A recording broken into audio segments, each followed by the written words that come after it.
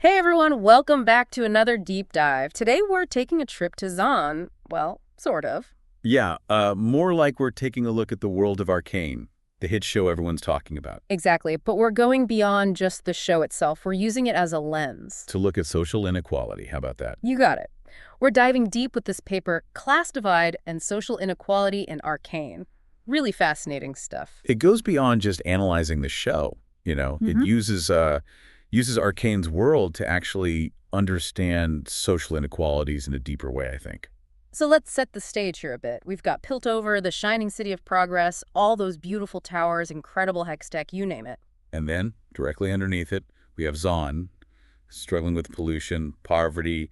A stark contrast, right? I mean, it's almost like a visual metaphor for the class divide, wouldn't you say? Absolutely. But the paper argues, and I think it's a good point, that this contrast is fundamental to the story. It's not just a cool aesthetic, right? It's baked into the entire narrative. Yeah, it drives the characters' choices, everything. And, well, it reflects broader societal issues, too, which is what's so interesting. But it is, and it makes you think, especially when you think about Piltover's progress, all that amazing hex tech. The paper argues it's not just this neutral force, it actually makes the divide worse. Right, because the elite benefit, obviously. Yeah. But Zaun's needs, completely ignored. So Piltover gets to play with these cool new toys, but they're not really using them to help everyone. Pretty much. And the paper actually uses this term, technological determinism, to explain this. Technological what now? It's the idea that technology alone can solve social problems. Which, we see in Piltover, they think technology is the answer to everything. So they're blinded by their shiny new hex tech. In a way, yeah. They ignore the root causes, the systemic issues that are causing these problems. It makes you think about real-world examples, too, like where we see that technology doesn't always benefit everyone equally. Oh, absolutely. Like, think about access to healthcare or the digital divide. We assume all these advancements are good, which they can be. But I have to think about who's actually benefiting. Exactly. And who's being left behind. And speaking of being left behind, let's talk about Zaun. The paper dives deep into the lives of people there, and it's rough. Poverty, disease, exploitation, it's all there. They really paint a picture of it. And the paper emphasizes that it's not just that Zaun lacks resources, it's that Piltover is, well, actively keeping them down. So it's not an accident. No, the paper argues it's deliberate. Piltover controls all those essential resources, clean water, energy. It makes Zaun completely dependent on them. Which makes them vulnerable to exploitation. Exactly. And the paper draws some really interesting parallels to historical examples. Colonialism, economic dependency, it's all connected. So we're seeing these same patterns repeat themselves, just in a different context. That's what the paper's getting at, I think. And it really makes you think about how these power dynamics play out. And you know what really brings it to life? The characters. They each represent different aspects of this class divide. You've got V and Powder, two sisters just trying to survive in Zaun. And their story is so powerful. It shows how this conflict, this system, can tear families apart. Right, and it really personalizes the issue. Then you have Jace, the Pillavan inventor, wants to do good, but... The paper makes a really interesting argument about Jace.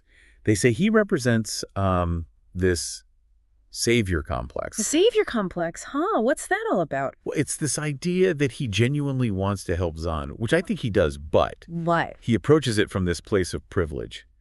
And he doesn't truly understand the struggles people in Zaun face. So he thinks he has all the answers, even though he's never walked in their shoes. Yeah, kind of. He believes his hex tech inventions will magically solve everything, which is, well, more that technological determinism we were talking about. So even with good intentions, he could be making things worse. Possibly, yeah. Because he's not addressing those underlying systemic issues. He's just slapping a Band-Aid on a much deeper problem. It's like he's focused on the symptoms, not the disease itself. Exactly. And the paper highlights how this happens all the time, even in the real world. People with power trying to fix things without really understanding the problem. Fascinating. So we've got Vion and Powder, Jace. Who else embodies this struggle? Yeah. Well, there's Victor. He's from Zaun. But he's trying to make a better life for himself in Piltover. So he's trying to climb out of the undercity. Exactly. He represents this idea of social mobility, that you can overcome these barriers through hard work. The American dream, right? Yeah, but the paper complicates it. It shows how much Victor has to sacrifice to fit in. Like he has to leave parts of himself behind. Yeah, and it makes you wonder if that's really, truly a success. if he has to compromise who he is to get there. That's a great point. Then there's Silco, the more, shall we say, radical leader in Zaun. Silco's interesting. The paper calls him a product of his environment. He's seen all the suffering, the exploitation, and he's reached his limit. So he's fighting back, but maybe not always in the most peaceful ways. Right. He doesn't believe in peaceful reform. He thinks the only way to achieve true equality is to break free from Piltover entirely. So each character kind of shows us a different side of this coin, right? Different responses to the same problem. And the paper uses those characters to highlight the complexities of the issue. There's no easy answer, no simple solution. And it makes me think about all the ways this is playing out in our own world, too. Absolutely.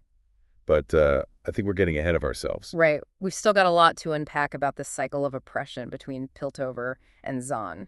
Let's stick with Arcane for now and really dig into what the paper says about this cycle, how it works, why it's so hard to break. This paper argues that there's this vicious cycle between Piltover and Zaun. Like, it's not just a one-time thing. It keeps happening over and over again. Yeah, like a pattern, right. It keeps them both trapped. Exactly. So how does it work? What does the paper say? Well, it starts with Piltover, right? They take resources from Zaun. They use cheap labor from Zaun. Which, of course, leads to poverty. Yeah, suffering, all that. Yeah. And then what happens? Some people in Zaun, they turn to crime. Or they rebel. Right. And that gives Piltover the perfect excuse. Right. They tighten their control even more, bring in harsher laws, you know, the drill. It's like they create the problem and then punishes Zaun for it. That's exactly what the paper's arguing. It's like a self-fulfilling prophecy. Piltover makes Zaun desperate and then uses that desperation to justify more control. Precisely. And it's not just, you know, the material stuff, the resources and the laws. It's the ideas, too. What do you mean? The way people think. Piltover sees itself as this beacon of progress. They think they're the good guys. Saving Zaun from themselves. Exactly. So they can justify anything they do. It's for the good of everyone. But they never stop to think that maybe, just maybe, they're part of the problem. Right. And the paper talks about how Piltover uses these stereotypes about Zaunites. They say they're all criminals, that they're dangerous. It's like they're dehumanizing them. Exactly.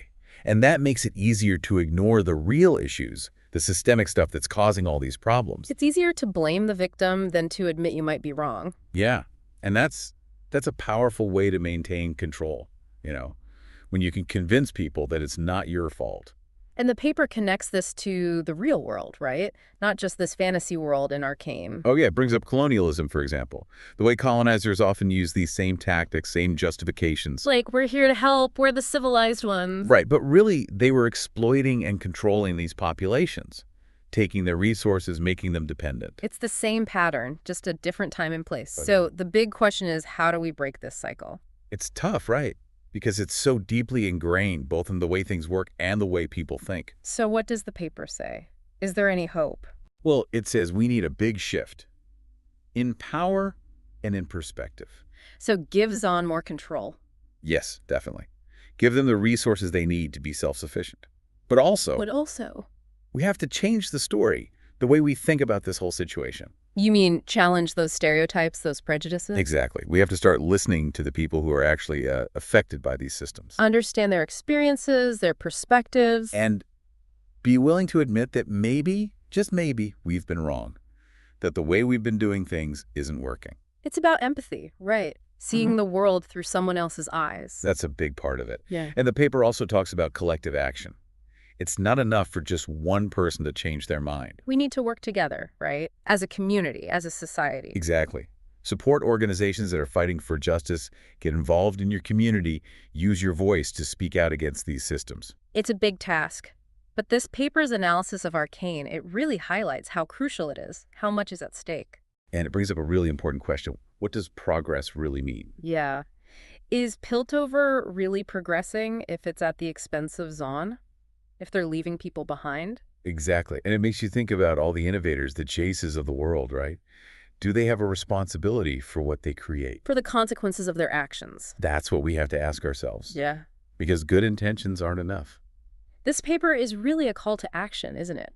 To think critically about the world around us and to challenge those systems that perpetuate inequality. It's a reminder that we all have a role to play in creating a more just world. And that starts with understanding the problem, seeing how these patterns play out in Arcane and in our own lives. So how do we apply this? What can we take away from Arcane, from this paper, that can actually help us make a difference? So we've covered a lot of ground here. This cycle of oppression, the ethics of progress, even touched on some real-world parallels. It can feel a bit heavy, you know? Yeah, definitely. But the paper doesn't leave us just hanging there. It offers some potential paths forward towards a more just future. Okay, that's good to hear. But where do we even begin? Like, what are some actual steps we can take? It all seems so huge, you know? It is huge. But the paper, it emphasizes something really important. Challenging the narratives, the stories we tell ourselves. About progress, success, that kind of thing. Exactly. Those ideas about, who deserves what, who's worthy, we got to examine those closely. So basically, question our assumptions, those biases we all have. Yeah. Be aware of them, how they're shaping our actions, our views of the world. So, like, actively try to see things from other people's perspectives. Exactly. Seek out diverse voices, those who've been marginalized. Listen to their stories, their experiences. Okay, that makes sense. But it's not just about individual change, right? Nope. It's bigger than that. The paper talks about collective action, working together. Like joining organizations fighting for justice, getting involved in our communities, that kind of thing. Exactly. Supporting those who are already doing the work and amplifying their voices. Because we need solidarity, We need to work across communities to really challenge those systems. Wow, this has been eye-opening. Like, I knew these issues were complex, but this deep dive has really shown me just how much work there is to do. It's kind of overwhelming, honestly. It can be, yeah. But it's also inspiring, right? To see that change is possible, that people are fighting for a better world. That's true. The paper does give us some hope, some concrete ideas for moving forward. And it reminds us that even small actions matter. Every little bit counts. So educating ourselves, speaking out against injustice, supporting those organizations, Yeah. it all adds up. Yep. Because ultimately, we all have a role to play in this, no matter how small. Well, this has been an amazing deep dive, a bit heavy at times, but ultimately I think it leaves us with a sense of possibility, right? I hope so. It's about recognizing the complexity of these issues, but also holding on to that hope that things can change. And it's so interesting how they used Arcane, this fictional world, to help us understand real-world problems. It's a reminder that we can find insights in the most unexpected places. And that those insights can help us make a difference, right? In our own communities, in our own lives. So to everyone listening, thank you for joining us on this deep dive into Arcane. We hope it sparked some new ideas, some new questions. And most importantly, that it's inspired you to continue exploring these themes. Keep learning, keep questioning, and keep pushing for a more just world. There are so many ways to get involved to make a difference. So until next time, keep diving deep.